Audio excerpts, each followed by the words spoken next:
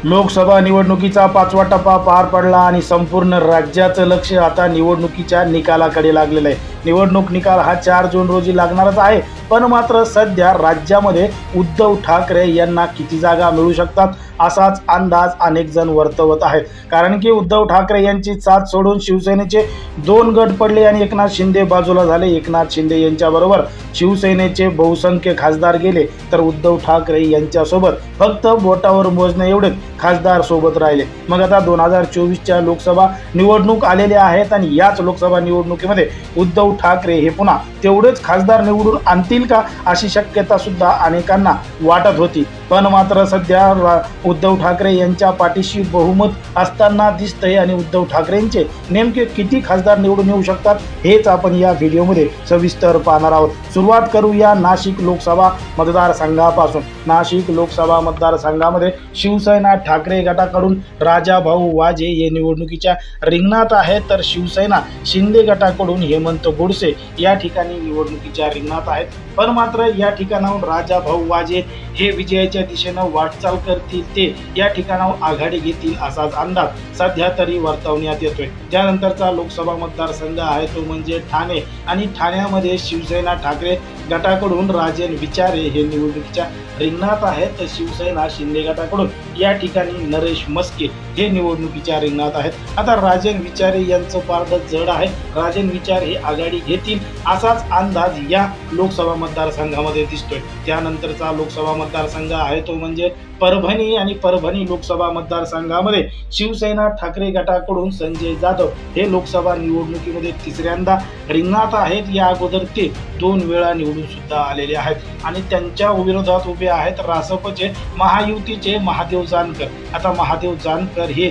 या ठिकाणी पिछाडीवर जातील, संजय जाधव हे आघाडी घेतील असाच अंदाज या मध्ये वर्तवण्यात आलेला आहे। यानंतरचा लोकसभा मतदारसंघ आहे तो म्हणजे बुलढाणा, आणि बुलढाण्यामध्ये शिवसेना शिंदे गटाकडून या ठिकाणी विद्यमान खासदार प्रतापराव जाधव हे निवडणुकीच्या रिंगणात आहेत, तर शिवसेना ठाकरे गटाकडून या ठिकाणी नरेंद्र खेडेकर हे सुद्धा आहेत, आणि या ठिकाणी अपक्ष म्हणून रविकांत तुपकर हे सुद्धा निवडणुकीच्या रिंगणात आहेत। पण मात्र या ठिकाणी सरळ लढत ही नरेंद्र खेडेकर आणि रविकांत तुपकर या दोघांमध्ये होईल, आणि जर लढत प्रतापराव जाधव रविकांत तुपकर या दोघांमध्ये झाली तर त्याचा फायदा शिवसेना ठाकरे गटाचे उमेदवार नरेंद्र खेडेकर यांना होईल आणि ते या ठिकाणावर आघाडी घेतील असा अंदाज या लोकसभा मतदारसंघामध्ये दिसतोय।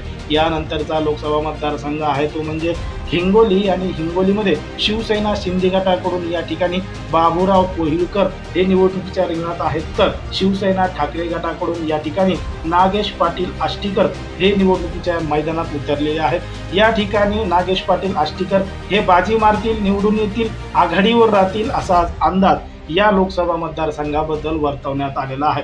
यानंतरचा लोकसभा मतदारसंघ आहे तो म्हणजे यवतमाळ वाशिम, आणि यवतमाळ वाशिम लोकसभा मतदारसंघामध्ये शिवसेना शिंदे गटाकडून राजश्री पाटील ह्या निवडणुकीच्या रिंगणात आहेत, तर शिवसेना ठाकरे गटाकडून या ठिकाणी संजय देशमुख हे निवडणुकीच्या रिंगणात आहेत। या ठिकाणी संजय देशमुख हे राजश्री पाटील यांना पराभूत करतील, आघाडीवर राहतील अशी चर्चा लोकसभा मतदारसंघामध्ये जोरदार चालू असल्याचं दिसतंय। यानंतरचा लोकसभा मतदारसंघ आहे तो म्हणजे सांगली, आणि सांगली लोकसभा मतदारसंघामध्ये भाजपकडून महायुतीकडून संजय काका पाटील हे निवडणुकीच्या रिंगणात आहेत, शिवसेना ठाकरे गटाकडून चंद्रहार पाटील हे निवडणुकीच्या रिंगणात आहेत, तर या ठिकाणी अपक्ष विशाल पाटील हे सुद्धा निवडणुकीच्या रिंगणात आहेत। मग या ठिकाणी शिवसेना ठाकरे गटाचे चंद्रहार पाटील हे आघाडीवर राहतील, निवडून येतील आणि या ठिकाणी भाजपच्या उमेदवाराला पराभूत करतील असाच अंदाज या लोकसभा मतदारसंघाबद्दल वर्तवण्यात येतोय। यानंतरचा लोकसभा मतदारसंघ आहे तो म्हणजे रायगड, आणि रायगडमध्ये राष्ट्रवादी अजित पवार गटाकडून सुनील तटकरे लोकसभा निवडणुकीच्या रिंगणात आहेत, तर या ठिकाणाहून शिवसेना ठाकरे गटाकडून अनंत गीते हे निवडणुकीच्या रिंगणात आहेत। आता या ठिकाणी अनंत गीते हे सुनील तटकरे यांना तगडी फाईट देऊ शकतात, आघाडीवर राहू शकतात असाच अंदाज रायगड लोकसभा मतदारसंघाबद्दल व्यक्त केला जातोय। यानंतरचा लोकसभा मतदारसंघ आहे तो म्हणजे हातकणंगले, आणि हातकणंगले लोकसभा मतदारसंघामध्ये शिवसेना शिंदे गटाकडून आहेत धैर्यशील माने, आणि शिवसेना ठाकरे गटाकडून आहेत सत्यजित पाटील, तर या ठिकाणी शेतकरी संघटनेचे राजू शेट्टी हे सुद्धा निवडणुकीच्या रिंगणात आहेत। मग या ठिकाणी सत्यजित पाटील हे बाजी मारतील, आघाडीवर राहतील, शिवसेना शिंदे गटाचे उमेदवार धैर्यशील माने यांचा पराभव करतील असाच अंदाज या लोकसभा मतदारसंघामध्ये वर्तवण्यात येतोय। यानंतरचा लोकसभा मतदारसंघ आहे तो म्हणजे धाराशिव आणि धाराशिव लोकसभा मतदारसंघामध्ये राष्ट्रवादी अजित पवार गटाकडून अर्चना पाटील या निवडणुकीच्या रिंगणात आहेत, तर शिवसेना ठाकरे गटाकडून ओमराजे निंबाळकर हे सुद्धा मैदानात उतरलेले आहेत। पण मात्र या ठिकाणी ओमराजे निंबाळकर हे दुसऱ्यांदा निवडून येऊ शकतात। एक चांगला माणूस आहे, अनेकांच्या समस्या सोडवण्याचं काम ओमराजे करतात, म्हणून ओमराजे निंबाळकर हे या लोकसभा मतदारसंघामधून प्रभावी आहेत। अर्चना पाटील यांचा पराभव ते करतील आणि पुन्हा एकदा दुसऱ्यांदा खासदार होतील असाच अंदाज धाराशिव लोकसभा मतदारसंघाबद्दल व्यक्त करण्यात आलेला आहे। यानंतरचा लोकसभा मतदारसंघ आहे तो म्हणजे मावळ आणि मावळ लोकसभा मतदारसंघामध्ये शिवसेना शिंदे गटाकडून श्रीरंग बारणे हे लोकसभेच्या रिंगणात आहेत, तर या ठिकाणी शिवसेना ठाकरे गटाकडून संजोग वाघरे हे सुद्धा निवडणुकीच्या रिंगणामध्ये आहेत। पण मात्र या ठिकाणी शिवसेना ठाकरे गटाचेच उमेदवार बाजी मारतील, श्रीरंग बारणे यांचा पराभव करतील, संजोग वाघरे हे आघाडीवर राहतील असा अंदाज या लोकसभा मतदारसंघाबद्दल व्यक्त केला जातोय। यानंतरचा लोकसभा मतदारसंघ आहे तो म्हणजे कल्याण लोकसभा मतदारसंघ आणि कल्याण लोकसभा मतदारसंघामध्ये शिवसेना शिंदे गटाकडून श्रीकांत शिंदे हे लोकसभेच्या निवडणुकीच्या रिंगणात आहेत, तर या ठिकाणाहून शिवसेना ठाकरे गटाकडून वैशाली दरेकर या सुद्धा निवडणुकीच्या रिंगणात आहेत। पण मात्र या ठिकाणी वैशाली दरेकर या ठिकाणी पराभूत होऊ शकतात। या ठिकाणी श्रीकांत शिंदे यांचा विजय होऊ शकतो। श्रीकांत शिंदे हे आघाडीवर राहतील, श्रीकांत शिंदे यांच्या तुलनेत वैशाली दरेकर ह्या कुठंतरी कमी पडतील असाच अंदाज कल्याण लोकसभा मतदारसंघाबद्दल व्यक्त केला जातोय। यानंतरचा लोकसभा मतदारसंघ आहे तो म्हणजे रत्नागिरी सिंधुदुर्ग आणि रत्नागिरी सिंधुदुर्गामध्ये शिवसेना ठाकरे गटाचे विनायक राऊत हे खासदार आहेत आणि ते निवडणुकीच्या रिंगणात सुद्धा आहेत, तर या ठिकाणी भाजपकडून नारायण राणे हे निवडणुकीच्या रिंगणात आहेत आणि या ठिकाणी नारायण राणे यांना एक मोठा धक्का विनायक राऊत देऊ शकतात, खासदार होऊ शकतात असा अंदाज या सर्वेमध्ये वर्तवण्यात आलेला आहे।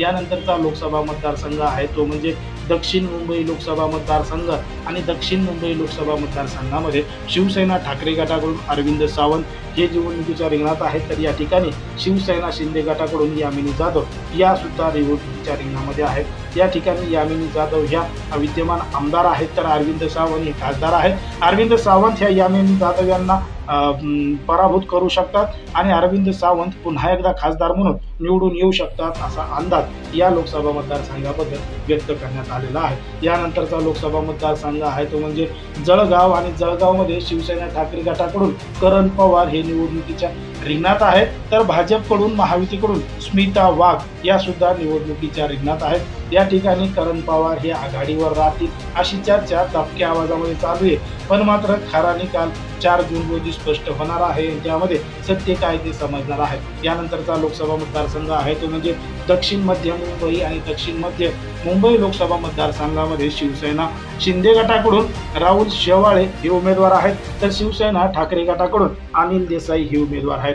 अनिल देसाई हे बाजी मारतील, राहुल शेवाळे यांच्यापेक्षा जास्त आघाडी घेतील असा अंदाज या लोकसभा मतदारसंघाबद्दल व्यक्त केला जातोय। यानंतरचा लोकसभा मतदारसंघ आहे तो म्हणजे संभाजीनगर आणि संभाजीनगर लोकसभा मतदारसंघामध्ये शिवसेना शिंदे गटाकडून आहेत संदीपान भुमरे, या ठिकाणी MIM कडून आहेत इम्तियाज जलील आणि शिवसेना ठाकरे गटाकडून चंद्रकांत खैरे हे सुद्धा निवडणुकीच्या रिंगणात आहेत। 2019ला चंद्रकांत खैरे इम्तियाज जलील या दोघांमध्ये काटेकी टक्कर झाली होती, पण अवघ्या 4,500च्या मतानं चंद्रकांत खैरे यांचा पराभव झाला होता। इम्तियाज जलील हे निवडून आले होते, पण मात्र 2024ला परिस्थिती वेगळी आहे। संदीपान भुमरे हे सुद्धा निवडणुकीच्या रिंगणात आहेत, यामुळं सरळ लढत इम्तियाज जलील चंद्रकांत खैरे या दोघांमध्ये होईल आणि चंद्रकांत खैरे शिवसेना ठाकरे गटाकडून निवडून येतील असाच अंदाज या लोकसभा मतदारसंघामध्ये वर्तवण्यात येतोय। यानंतरचा लोकसभा मतदारसंघ आहे तो म्हणजे शिर्डी लोकसभा मतदारसंघ आणि या लोकसभा मतदारसंघामध्ये शिवसेना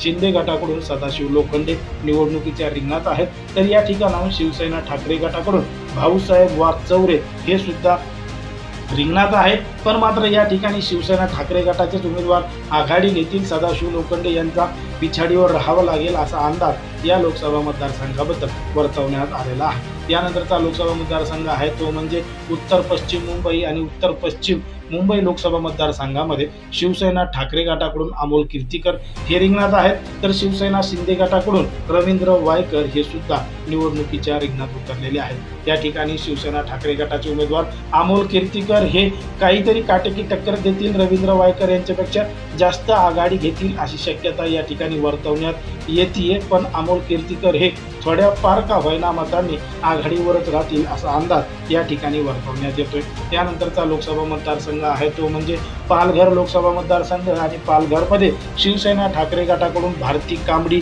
या निवडणुकीच्या रिंगणात आहेत, तर भाजपकडून या ठिकाणी हेमंत सावरा हे सुद्धा उमेदवार आहेत। पण मात्र या ठिकाणी भारती कांबडी बाजी मारतील असा अंदाज या लोकसभा मतदारसंघाबद्दल व्यक्त केला जातोय।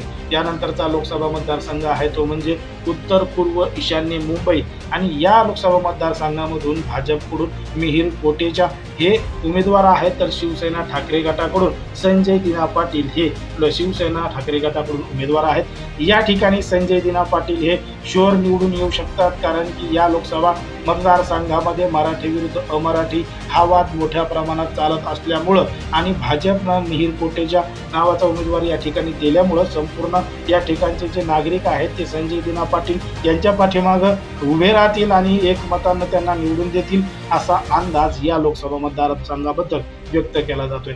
तर अशा पद्धतीनं उद्धव ठाकरे यांचे 21 पैकी 16 खासदार हे निवडून येऊ शकतात, लोकसभेवर जाऊ शकतात। या अगोदर जे खासदार त्यांना सोडून गेले होते त्यांची जागा भरून काढू शकतात उद्धव ठाकरे असाच अंदाज या सर्वेमधून दिसून येतोय। पण मात्र एकंदरीत हा फक्त एक अंदाज आहे, हा काही प्रमाणात सत्यात उतरू शकतो तर काही प्रमाणात खोटा सुद्धा ठरू शकतो। खरा निकाल संपूर्ण निकाल हा 4 जूनला स्पष्ट होणार आहे, त्यामध्ये खरा निकाल समजणार आहे। पण मात्र तोपर्यंत तुम्हाला काय वाटतं हे अगदी स्पष्टपणे कमेंटमध्ये सांगा आणि अशाच पद्धतीचे नवनवीन व्हिडिओ पाहण्यासाठी आपल्या चॅनलला लगेच सबस्क्राईब करून घ्या।